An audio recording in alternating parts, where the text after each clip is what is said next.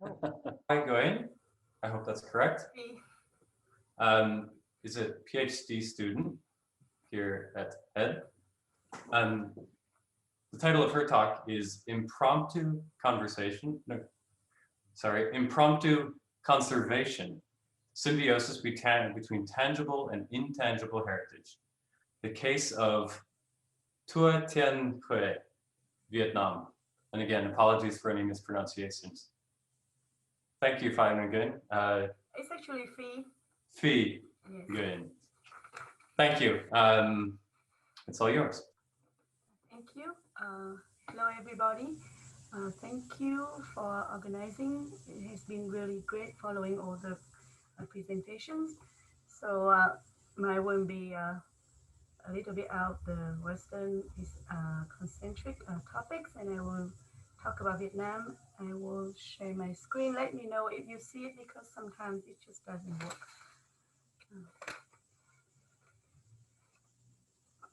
Yep. Not yet. Okay. I will make it full screen, and when I do that, you know it work or not. Do you still see it? Yes. Okay. Yes, we see everything. It looks good. Do you see the second page with a lot of little images? Or Google Images, yes, we see it. okay, good. Because sometimes it doesn't work. So I am a PhD student in a joint program between EPFL and HEAD. And Javier is my advisor at HEAD, and my advisor at EPFL is Elena Cogato in the Lab of Urbanism. And today I will present briefly my ongoing PhD research on the conflict between urban development and heritage conservation in the post-colonial city of Huế, Vietnam, which is part of the Thừa Thiên Huế province. So Huế is the former capital of Vietnam from 1802 to 1945, and it's the seat of the Nguyen, which is the country's last imperial family. And it has a very turbulent history of settlement and administration. However, it has gone to great ends to push for an identity that is like dynastic identity closely associated with the Nguyen, with all the royal heritage, because 5 of its 7 UNESCO designated sites belong to the Nguyen dynasty legacy. So a quick look on the web for Huế would give us these images. Basically, it's the Nguyen Imperial Complex, which became Hué's first UNESCO site in 1993, and all the associated structures. These places attract substantial attention from both tourists, local government, to even on the national and international levels, while others, largely in the villages forming the early urbanity of Huế, oftentimes succumb to decay or demolition. So my research concerned not with this royal heritage, which dominates the mainstream narrative in the city, but instead I look at vernacular architecture and the urban fabric shaped by the locals, also their bottom-up efforts in preserving the past and the natural legacy of the city. So in this presentation, I will talk about 3 things. First, I will explain briefly the term impromptu conservation. Second, I will talk about the problems of heritage representation and conservation in Huế. And finally, I talk about methods of impromptu conservation that I have observed in the city through examining a series of cultural fragments from different scales, from urban to architectural to small decorative scales. And in this map, you can see where Huế is exactly in the center of the country. Basically, it's at the line dividing North and South Vietnam during the Vietnam War in the East Vietnam, where I'm from. So impromptu conservation is a term that I came up with after spending some time doing field work in Vietnam, and especially in Huế, where I see a very different way and attitude toward architectural preservation and urban preservation. So impromptu basically means done or said without earlier planning or preparation.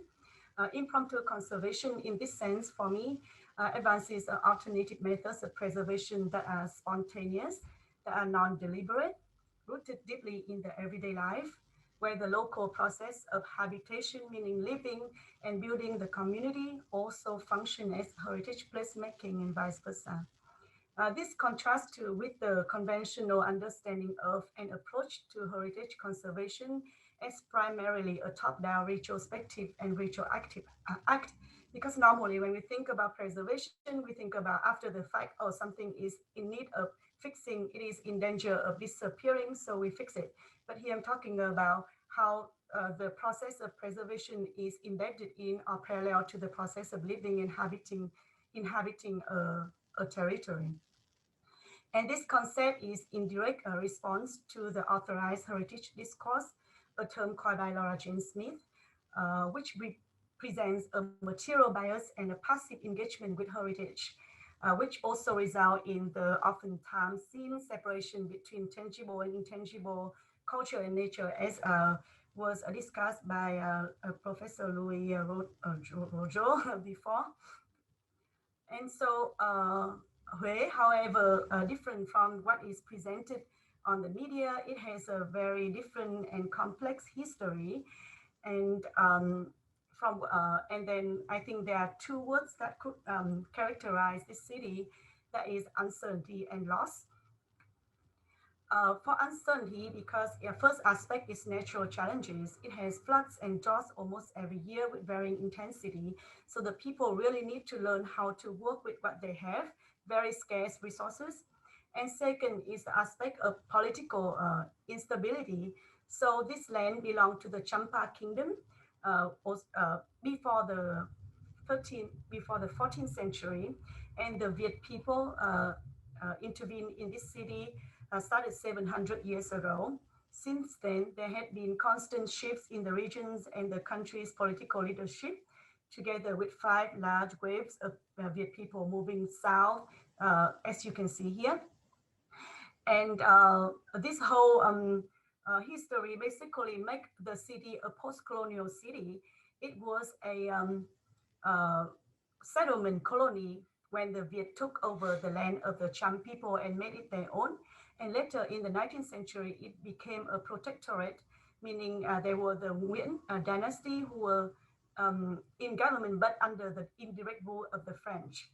And because of this history of conflicts and wars, it has led to what I think is the second characteristic of the city, which is loss.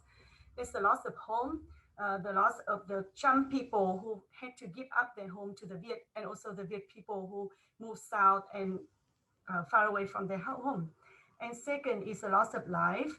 Apparently, it's a result of war and conflicts, and that also creates or causes a lot of scars and trauma and memories of extreme violence in the city, which I will discuss later.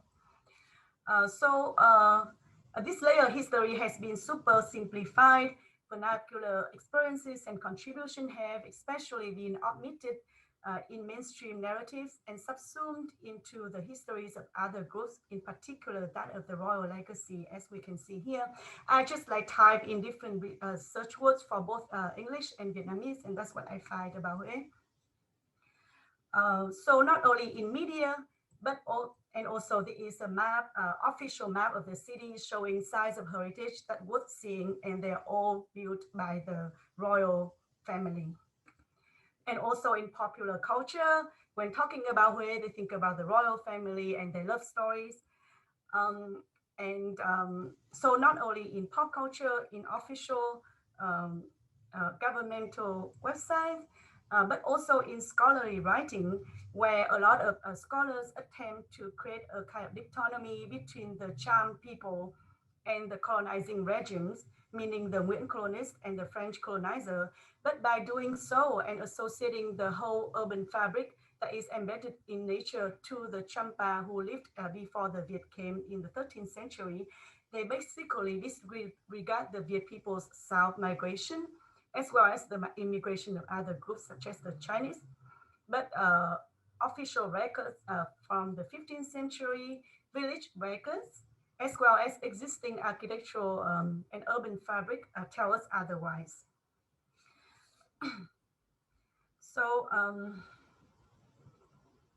And because of this, it also creates a problem with the struggle for the city to create a urban master plan for it, while trying to propose or claim the position of a unique heritage city.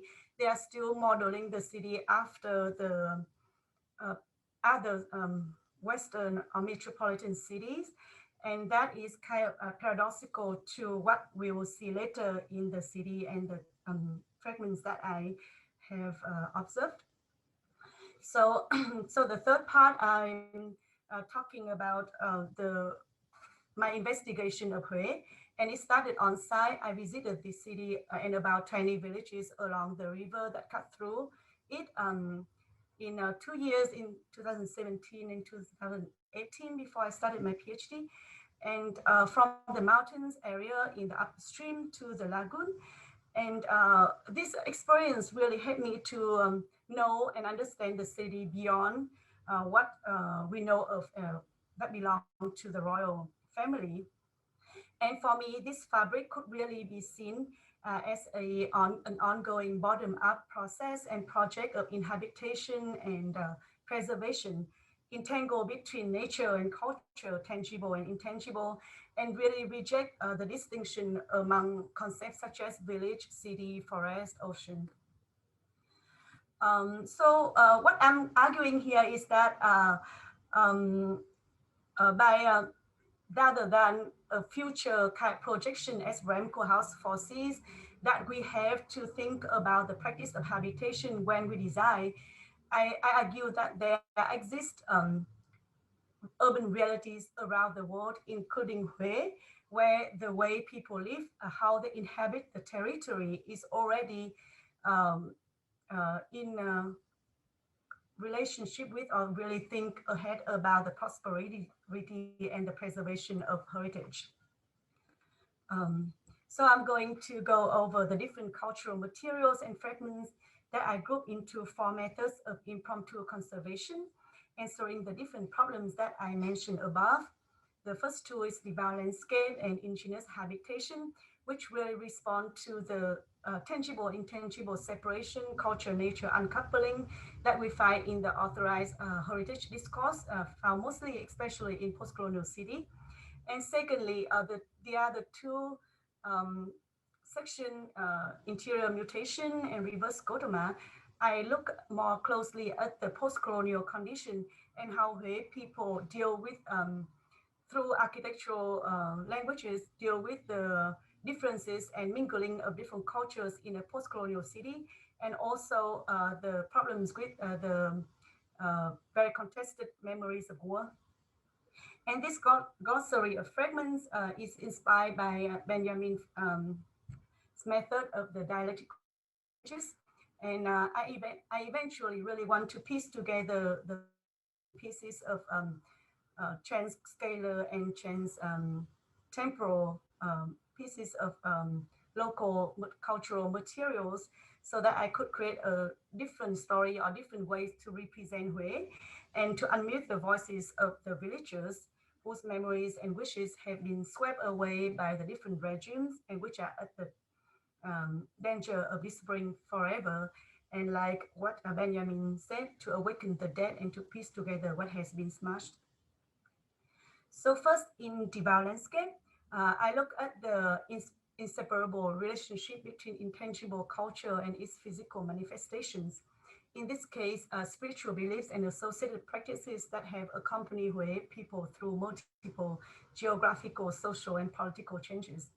Their continuation has maintained the corresponding architecture, while such architecture also enables their conservation. So in the left corner here, you see a map done by the French in the 1935. And this red size along the Huang River, which is the main river in Hue, and where all the early settlements were established, are mausoleums and projects built by the Nguyen dynasty starting in the 19th century. However, these red dots that you can see in the map, the main map, are places that I visited during my field trip, also along the river, rarely ever mentioned, but they are architectural projects built and rebuilt since the 14th century and heritage to the local. And I call this a sacred connection because these religious buildings, they really heavily influence the spatial configuration of the urban fabric. And they're also the most important structures in each village. They lie up along the river and the branches. I only visit the main branch, but similar urban configuration can be found in this second branch. And with their facade facing the river, making up an enlightened path, calling Minh Đường in Vietnamese, that creates a very linear connection throughout the landscape from the mountain to the lagoon.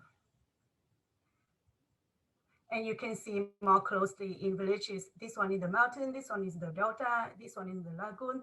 These projects really create the front facade of the village and always facing the river, or the place where people get their means of living from. So in the mountains, some of them face the mountains where they do forestation, or face the lagoon where they do fish farming. And this also, it creates a very different way of navigating and understanding the territory, as seen in this image, when an elderly could draw the whole village from his mind by first putting down all of these points as his landmarks. And that's how I figure out how to travel through these villages too, by learning from their mental maps.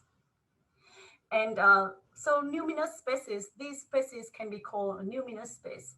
The term indicates that the divinities who have very important or have power over the community actually have real presence, and they protect and grant prosperity or punish wrongdoings through forms of natural phenomena such as storms and floods. So land use history from cadastral records from the Nguyen dynasty here to the French have shown us that they actually land in the territory is dedicated to these heavenly beings, which can still be seen in the contemporary urban fabric of the village. Besides the common gods, such as the mother goddess, the tutelary god, the Buddha, each village also worship prosperity gods associated with their geographical location. So from fish god in the lagoon, the agriculture god to the god of the forest. And the maintenance of these physical sites and features ensures the continuity of local cultural beliefs and practices. But they are not only sites of worshipping, but they also sites of remembrance. And local people's relationship with the sites I mentioned above, which can be called sacred sites or numinous sites, are characterized by religious practices, which could turn the whole territory into an event space. So here we really see the relationship between intangible and tangible heritage. So each site is marked by a religious structure, which is oftentimes built in the form of a house, because they basically house the divinities who they believe have real presence and magical power. And this house form signifies the cohabitation among the human and supernatural, while metaphorically representing the real presence of the supernatural. The supernatural spirits also expand their presence into residences of human, occupying these little houses on posts in the garden. Or they can be in large scales, removable wooden panels. In the case of the Communal Hall, which is the most important building in each village, always at the center of the village, always where you can navigate yourself once you find a spot, because you know to the left would be the Buddha temple, to the right would be the Mother Goddess, and so on. And also present in the ancestral halls, which is plays a very important part in the kind of memory build and community building in the city, which I will talk about later. Or they can extend into the whole territory to include the garden, the rice field, and the roads, and even the whole Huang River in case of the spring dragon boat racing or the annual celebration of the Sacred Mother. And such spatial expansion represent a strong case for the preservation of the intangible as part of heritage landscape conservation, where the landscape is localized and turned into an event space through the intangible meanings and emotions attached to the rituals. So secondly, in this part, I look at ingenious habitation or how Hue people manage to work with the scarce resources and severe weather to demonstrate a very different attitude toward the use and care of natural surrounding. And I remember, so Bruno Latour says something about like nature does not exist in the East, or more likely the fact that there's really no concept of nature as a separation from culture as we understand in not really as understood in the West. And where urban fabric is really deeply embedded into its topography. There is a section cut through the Huang River, and we can see through the mountains, from the mountains to the ocean. The local these villages were founded along the river and relying on the water for agricultural activities and inner circulation. And we can see that in the mountain, they do forestation or a little bit of strip of land along the river for agriculture. And then in the delta, it's mostly rice farming. And in the lagoon, it's fish farming. And among all that, because of the life cycle really syncing with nature during months that are not suitable for agricultural activities, farmers spend time making crops, and originally just to satisfy the needs and limited trading across villages. But thanks to the river system, they started trading and created clusters within village system. And traces of these spots are still evident in villages surrounding the cities.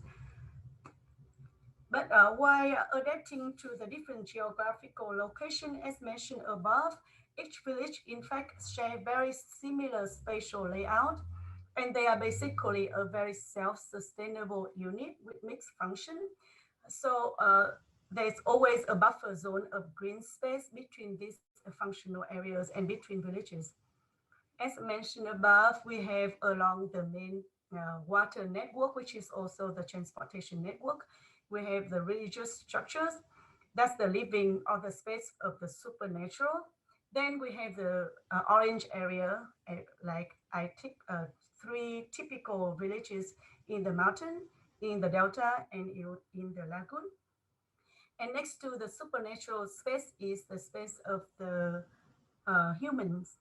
And behind the human space is their working area. And then close to that is the space of the dead. So there's clearly a cohabitation among the living, the supernatural, and the dead, among working and spiritual life. And normally the clans, so behind each of the ancestral building, there would be the clan or the family living behind that, so they can be close to the power that is taking care of them, but they can also take care of the architectural structure and maintain the rituals. And another thing about these villages are they are built on a pedestral scale. So while inter-village transportation may rely on the water network, the villages themselves were built around small path roads like that actually go from the river into the working area. So it's very small, it's about like several hundred meters, and it's totally walkable. And moreover, there's no hard edge or distinctive boundary between either villages, buildings, or within the building themselves. So we know that we are at the end of a village when we see a ghost shrine that signifies the place of the dead, and that we are entering into a new village. And when we see villages that are less influenced by urbanization, we can see how green it is compared to the super urbanized area in the center of the city and surrounding the citadel, which were built by the French. And this kind of porous fabric is seen also in the most typical architectural typology in Hue, which is the garden house. It's basically nhà vườn, meaning a house in the garden. And on the one hand, the garden provides the family with a shade and produce that they could use for living and trading with others. For example, if you have apples in your house, you can trade for pears in your neighbor's house. And on the other hand, different architectural elements will reflect the people's cosmovision regarding the relationship between natural elements and the human beings, between the dead and the living. So there's always an access through the house, as we can see here. The house start with a screen, then through a small path in between the garden, you go to a pond, and then you go to the main place where there's an altar for the ancestors. And this also is ecological kind of knowledge of the locals, because the screen have to protect from the very strong sun. The garden gives you shade, the water makes the increase humidity and decrease the temperature, because Hue is, as I mentioned before, very hot in the summer, very cold in the winter. And this typology is repeated in larger scale and even in civic buildings, such as the Communal Hall, the most important structure in the village, and also in ancestral halls surrounding the city, in the Buddha temple, and even in a Christian church, where it doesn't really stand at a square like in the Western present, but instead it also become part of the religious belt, the red part that I talked about before. And it also takes on this spatial organization, even though its facade is more likely, look more like a Christian church. And this type also creates a very porous kind of border among things. So there's no doors, even though there's no designated public space in the common sense, all these religious buildings are accessible to all. So basically the waterfront is a public, a porous, fluid, continuous public space. And even between residential, there is no hard division, just low tea tree bush. And that's the same with noble families. Basically, there's no gated community in these villages. Architectural elements are also removable. They can be taken out, making the space become one with the surrounding when there are events, as I mentioned before, that need more space. So I'm entering the other part where I look more closely with the concern with the post-colonial condition. And interior mutation look at vernacular design strategies more on an architectural scale employed by the Viet people in Hue as well as other groups, basically a diasporic people amidst the demographic changes and conflicts as mentioned at the beginning. Especially, I will talk about the architectural hybrids during the French colonial rule that attest to the local subversive power against oppression and dominant cultures to really maintain or preserve the flow of their own heritage.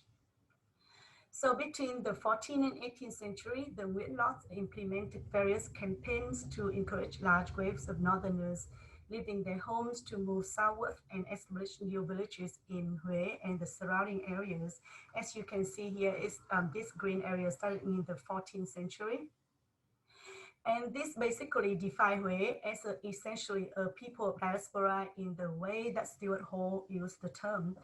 The diaspora experience, as I intended here, is defined not by a sense of purity, but by the recognition of a necessary heterogeneity and diversity.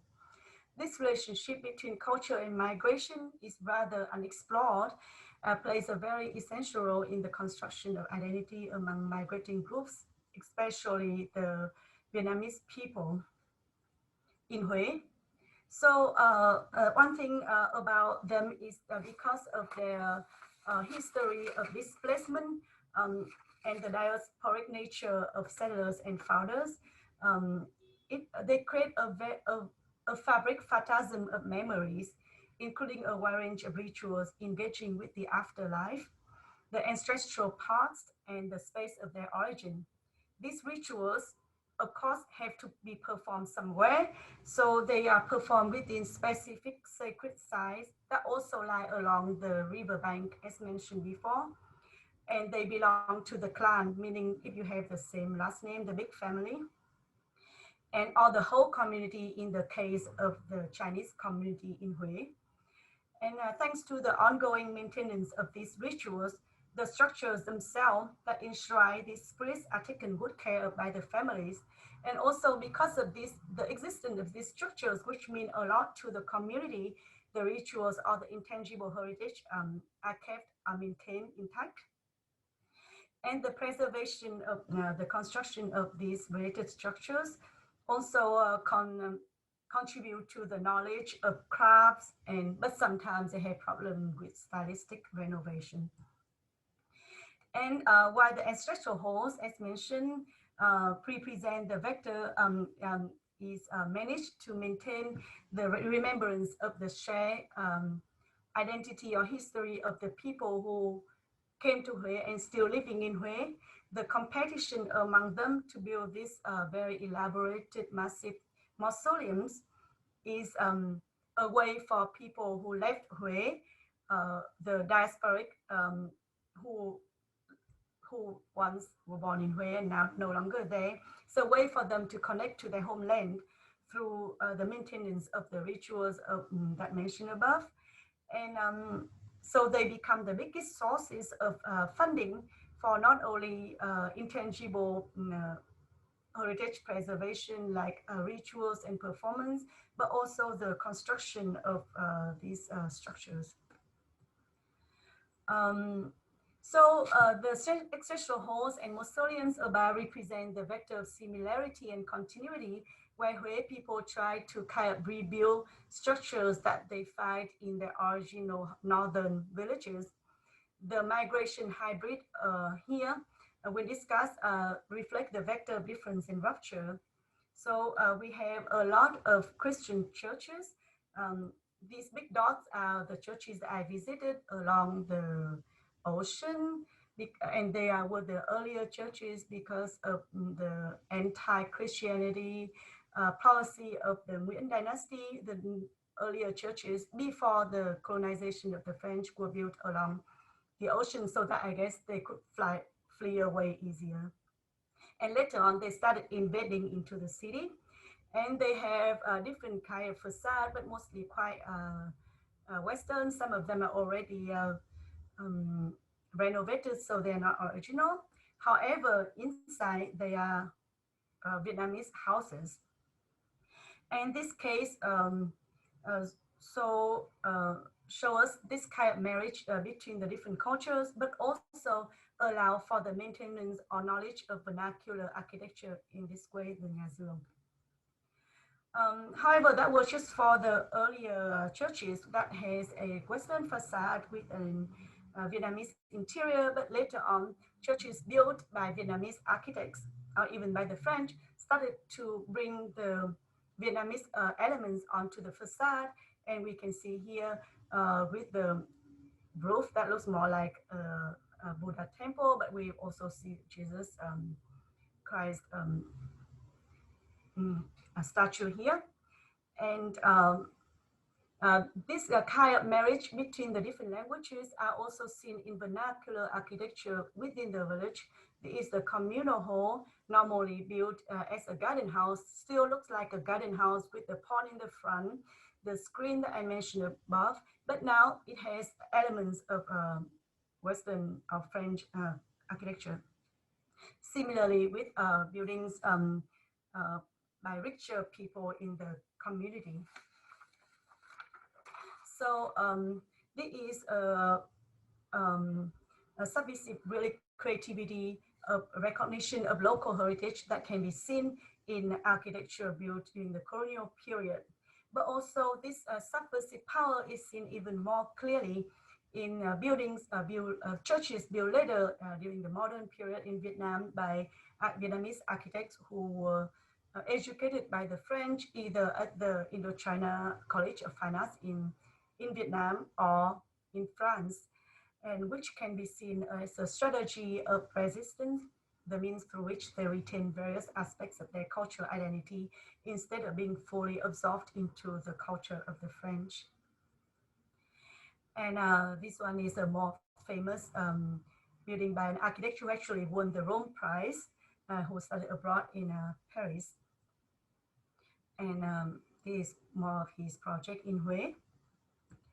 So finally, this is the last one. I look at how the locals, on the one hand, deal with immigration, with differences, with oppression, and on the other hand, how they now remember, forget, reinvent, and reimagine memories of violence and destruction to sustain and claim their culture and identity.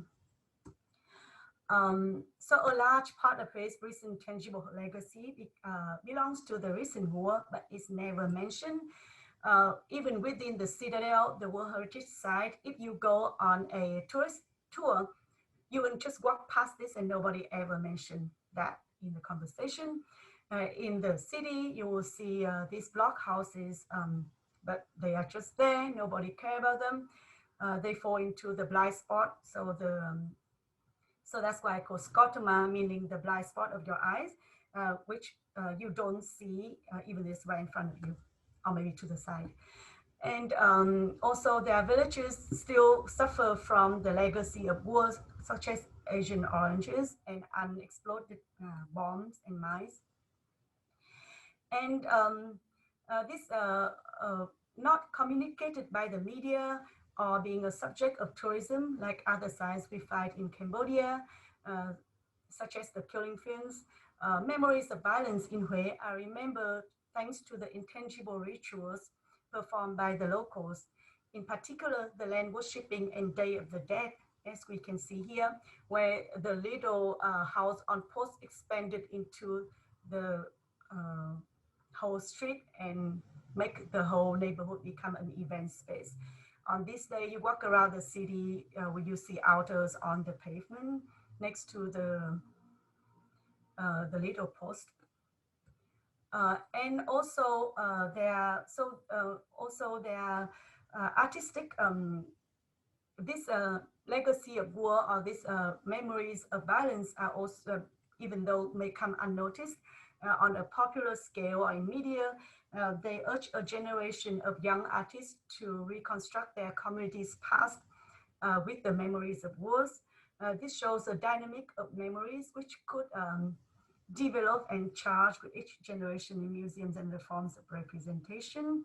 That I'm quoting here, Robertson, provides the opportunity to celebrate and memorize from within the life and thoughts of those otherwise hidden from history. So these two are a couple of brothers born in the makeshift hospital just before the war ended in 1975 in Vietnam. And they use different forms of storytelling, most like fine arts, sculptures. There is lacquer painting, a traditional type of painting, to work with the difficult topic of war, heritage, connection, in an attempt to reimagine and make sense of their complex personal and collective identity, and a part of the identity that is oppressed and is never really discussed freely about. And there are also other artists who, like Nguyễn He, who actually literally use war scraps to create artworks because he was born in this village where family members, I'm going to this slide, go collect unexploded mine bombs and sell them for raw materials to make a living out of, because the village are so damaged and toxicated by war Agent Orange that they cannot really do agriculture there. And in this sense, I think of it as a more like Rasquakismo attitude, where people squat and reuse, reinvent spaces, but then at the same time, the fact that they are squatting, they are reusing, adaptive reusing these spaces allow for their continuity because they are taken care of. These people are those who volunteeringly, because they believe that they are spirits and real magical power living in these structures, they take care of them so they can use them for their daily living. So I guess that's all of what I have today.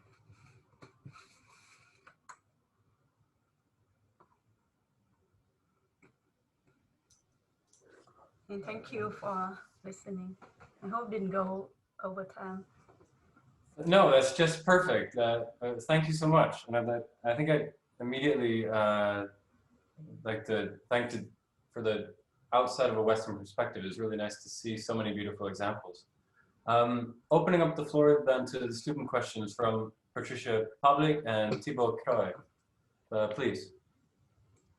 Thank you so much. And once again, thank you for your presentation. It was super interesting, especially for, I think, for both of us, because me and Thibaut, we had the chance to went to Vietnam, so it was even more understanding the place. And during your presentation, I was wondering if this really broad and complete methodology with which you're working for your PhD changed nowadays your way of approaching the projects for your studio, which you're running in Saigon. Has it changed, yeah, your way of working? Yeah, actually, for our studio, we don't do a lot of projects, but for all the projects that we do, we always try to somehow bring the typical architectural typologies in the city that we are working in, and bring that and kind of reuse the spatial organization, maybe bring in the language, materials, elements from contemporary design, but always learn from the architectural kind of spatial organization, which I think is super smart. For example, when we do the shop house, we look at shop houses 100 years ago, which is basically long and skinny buildings where they used to have courtyard in between to bring lights and gardens inside, but now they all filled because of real estate value, and we try to bring that back in.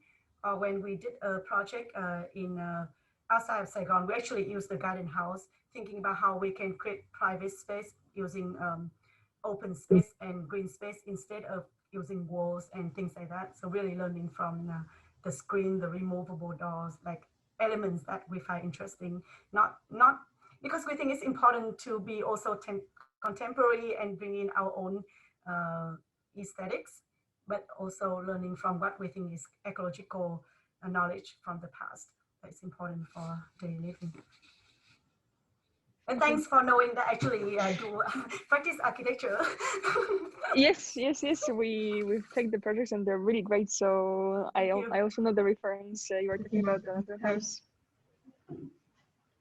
And I have another question.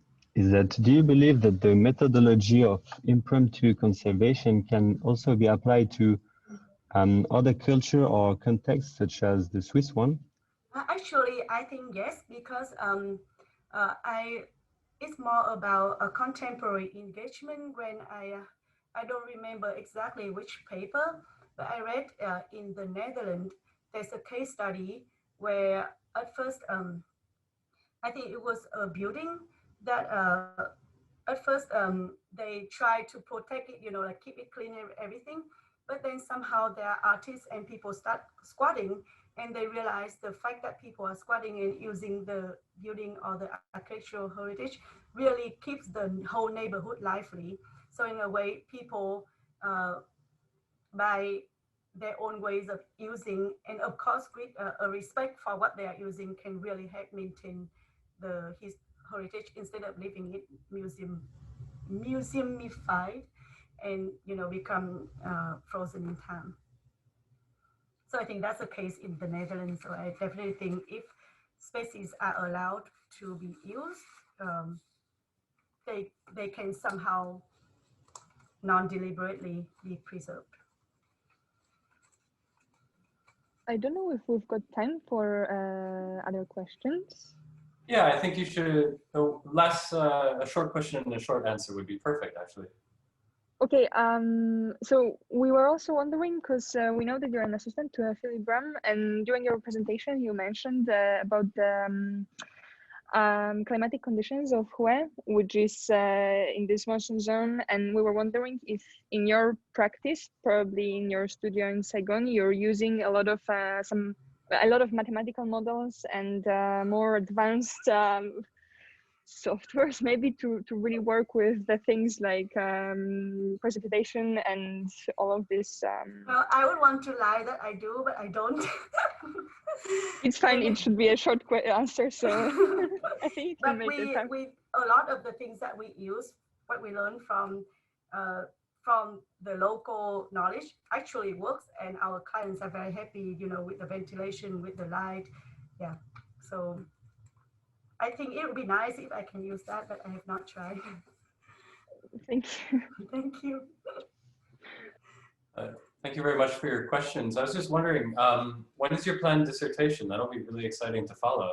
I just finished my first year, so I have 3 more years to go. Oh wow, you seem to have come so far already. I think I think because I already did a lot of field work before I came, so yeah, so it's very helpful, especially now with the COVID. I don't even know when I can come back in the near future. Well, it'll be really nice to follow it. Thank you so much. Okay, well, our final individual lecture for the day, one that I've been looking very much forward to, will be delivered by David Ripaud.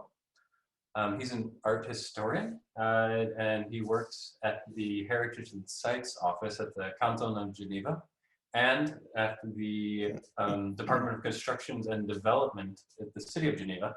I will not attempt to introduce his French title for his lecture. I will allow him to do that himself.